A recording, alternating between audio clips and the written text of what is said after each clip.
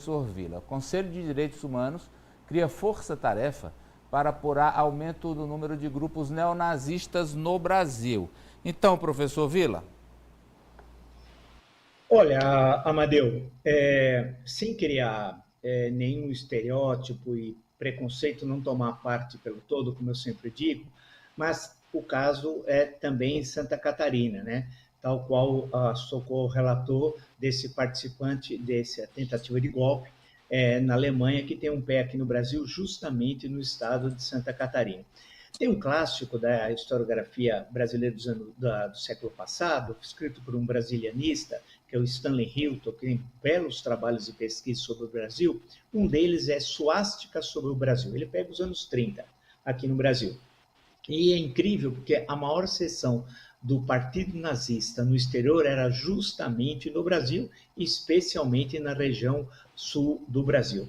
A questão que se coloca, portanto, é que esses grupos estão aí, cresceram muito, se espalharam pelo Brasil, não estão só na região sul, são em todas as regiões do Brasil, e é um motivo de preocupação, acho que por parte do governo e de todos os democratas.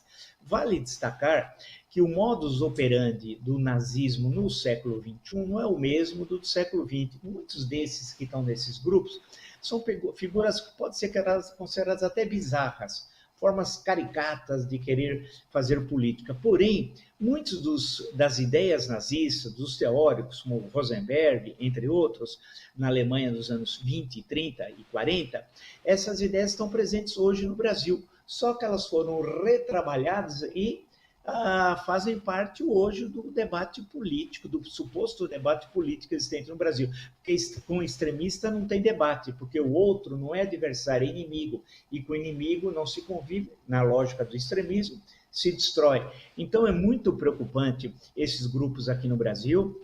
É correta essa ação por parte do Ministério de fazer um mapeamento e ter uma política repressiva, porque viola a nossa Constituição desses grupos neonazistas, e tentar entender também, e aí é a tarefa da imprensa e da academia, da universidade, o porquê esses grupos se expandiram, especialmente nesse século. Qual a razão? O que tem no Brasil que virou esse espaço para esses grupos? E uma última questão, lembrar que nos anos 30, aqui no Brasil, eles tinham uma concorrência interna, que era o integralismo, que era a Ação Integralista Brasileira, fundada aqui em São Paulo, em outubro de 1932, pelo Plínio Salgado, que foi até 37, quando teve o golpe do Estado Novo, em 10 de novembro, e são extintos todos os partidos políticos, inclusive o integralismo. Então, nós já tivemos um movimento tipo fascista aqui, que se organizou nacionalmente com todo mundo vestia de verde, né? Falava, a saudação não era Heil Hitler, era Nauê, suposta saudação tupi para o Plínio Salgado, e assim por diante. Então, é bom ter a preocupação, acompanhar essas investigações, não deixar isso proliferar, porque isso é uma forma de minar o Estado democrático de direito. Você falou que um dos integrantes aí dessa tentativa de golpe, né, frustrada, do partido AfD, né?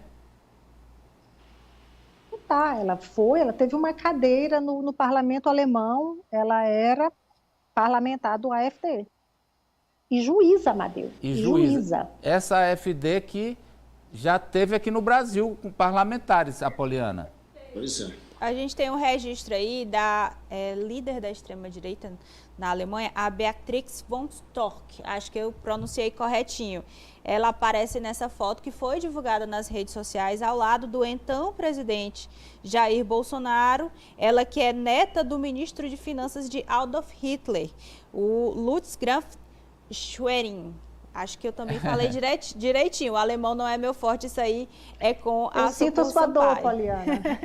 Você saiu, sente minha dor, né? Mas aí, relatando justamente que esses braços, né, do partido AfD também já tiveram por aqui e em encontros públicos, né? Não só em teorias da conspiração, mas a gente está vendo aí, me parece que na sala da presidência da República, essa foto que foi tirada, ela e o marido ao lado do presidente o então presidente Jair Bolsonaro. E aí essa extrema-direita mundial que é organizada e se comunica, Guga?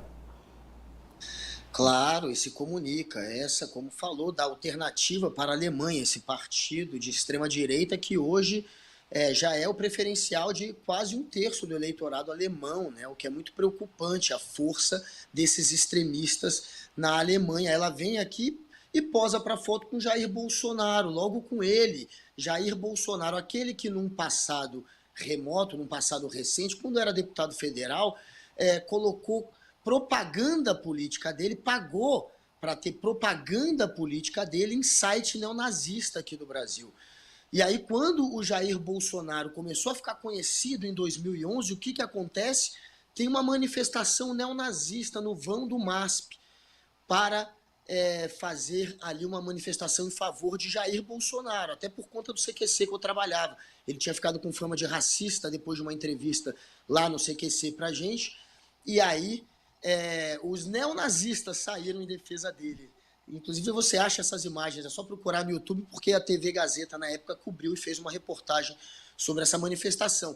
Então é o cara que colocou propaganda em site neonazista, depois falou que não sabia, caiu lá sem ele saber. Olha que coincidência, o cara que teve neonazista saindo às ruas em favor dele, ainda no início do bolsonarismo. Esse é o embrião do bolsonarismo. E ainda dizem que o nazismo é de esquerda, ainda tem essa cara de pau de depois tentar colocar na conta da esquerda um movimento de extrema-direita que posa para a foto a neta de um nazista notório com o Jair Bolsonaro, que faz manifestação em favor dele. É claro, não tinha mais direita no Brasil até poucos anos atrás. Depois de Collor, depois da ditadura, a direita estava queimadíssima do Brasil e estava no armário. Teve uma época, inclusive, que diziam que o Brasil ia virar um país como os Estados Unidos, que ia seguir aqueles moldes de ser um país que tem apenas 2 partidos. Lá é republicano e democrata, aqui ia ser PSDB e PT. Tinha uma fase aí da política que se chegou até a cogitar isso, porque a direita estava morta. O PT até dizia que ia acabar com o PFL, né, que virou DEM depois. Mas e aí não a gente rolou. viu a direita sair do armário do bolsonarismo. Agora, Ari, pode ser que o presidente, na época, não tivesse conhecimento do que a AfD representa, ou do que essa senhora era neta do ministro das Finanças?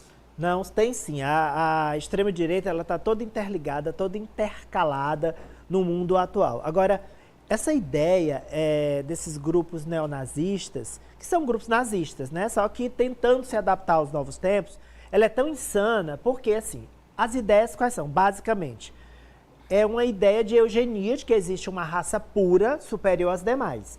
É uma supremacia branca, né? E aí eles são contra tudo que não é da pretensa raça pura.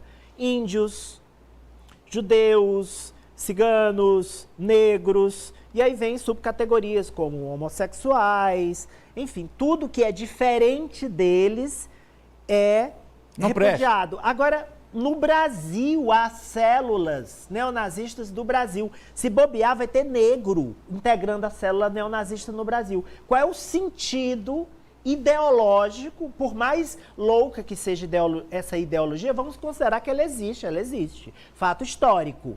A eugenia é um fato antigo. Então, qual é o sentido de nós termos pessoas pobres, de esquerda, pretas e homossexuais integrando esses grupos? E, infelizmente, há pessoas no Brasil, basta olhar as redes sociais, basta dar uma pesquisada, né, Poliana, nas redes sociais, que você vai ver uma pessoa pobre, negra, homossexual, de esquerda, lá no meio, nas redes sociais, pregando ideias supremacistas. Porque a polarização é afetiva, me desculpa okay. O tempo aqui. É porque a polarização é afetiva, eu já lhe disse isso.